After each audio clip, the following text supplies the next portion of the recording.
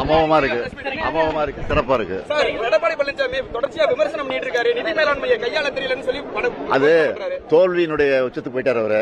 அதனால விரக்தியில பேசுறாரு. அதை பத்தி கவலைப்படலாம். பாஜகவுல வந்து பல்வேறு தரப்பினர் வந்துட்டு இருக்காங்க. பாஜகவோட விமர்சனம், பாஜகவோட வந்து பிரச்சாரம் ஈடுபடுமா தமிழ்நாட்டில்? எத்தனை பேர் வந்தாலும் மதசார்பற்ற முற்போக்கு கூட்டணி திமுக தலைமையில் அமைஞ்சிருக்கக்கூடிய மதசார்பு முற்போக்கு கூட்டணியை வெல்ல முடியாது.